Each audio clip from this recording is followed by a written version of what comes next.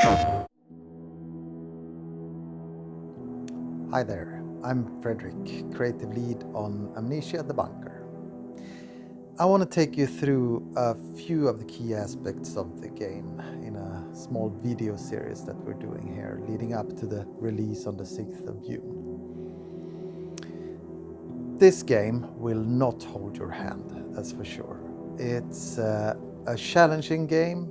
It focuses on experimentation and requires the player to do all of the hard work, figuring out what to do next and how to best do it based off of what you've got in your inventory and what you've found throughout the game. It also comes down to you experimenting with the resources, crafting them. If you believe something is possible to do, if you believe fuel to be something that can burn, then try it out, pour it on the floor, set fire to it. Those kind of immersive sim aspects of the game is there, and we really hope that people will kind of go away from the hoarding aspect of maybe how they used to play games previously, trying to gather and protect as much as possible out of their resources. Here it's more of a finding a balance, not wasting, of course, all of your resources, but experimenting, trying out and seeing where it takes you. We hope that this really keeps the player immersed and engaged with the game throughout the full playthrough.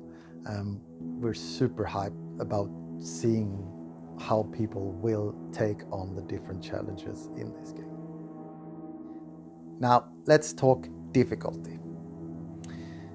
The Bunker is a challenging game. It's not going to hold your hand. So this means that certain players with certain skills, with certain play styles, will find it more difficult than others. They might take their time, sneak through environments, more likely to burn more fuel from the generator, etc. So we realized that early on we want to make this game approachable by most player types and not alienate anyone. Therefore, we've gone with 3 different difficulty modes on release. It's the easy mode.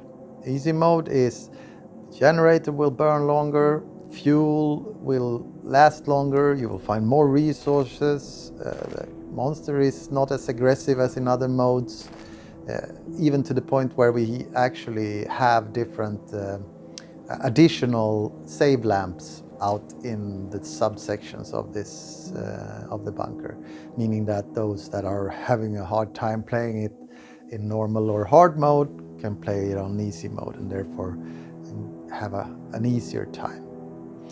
Normal mode is a more balanced mode, but it's important to understand that you'll likely die more than once through a normal play mode. It's what we recommend though as a starting level. It has kind of the balanced setup in somewhere in between hard and easy mode. Then of course hard mode, something that we in the team also have fallen in love with. We know the game, we understand the game now, and playing it like on hard mode, realizing that resources are limited, we really need to be experimental and creative with how we use them. It's such a fun experience, but might be tough to start with the hard mode, and start with the normal mode is probably the way to go, and the recommendation we will probably make for everyone. After this, after the release, we even plan to have more of this added to the game. We have a planned post-launch patch with actually 2 different modes, like a even harder shell-shocked mode and a custom mode where you can actually fine-tune your settings to your liking. Let's talk replayability. In Amnesia the Bunker, it's something we put a lot of effort into, trying to make the game fun to play more than one time. And we're super happy with where we're taking it with this game. it all starts with the monster, the dynamic monster. There's basically no scripting related to the monster, not related to the rest of the game either, but especially with the monster, and that kind of lays the groundwork for how unique and different situations emerge throughout the playthrough. For example, the monster does not react to our scripts, but rather reacts to the player's actions. So if you use the noisy flashlight too much, or if you throw a grenade to blow up a door, or you trigger a trap, all of these things could lead to the monster emerging in a specific place or in a different place at a different time. So it's all very, very dynamic. And adding to this the implementation of the randomization that we've done. But for example, we got randomized resources, so if you go into a room during one playthrough, you might find one of these valuable pocket bags that give you an extra inventory slot, or next time you might not find anything or something less useful to you. The traps are random, like the location and the type of trap.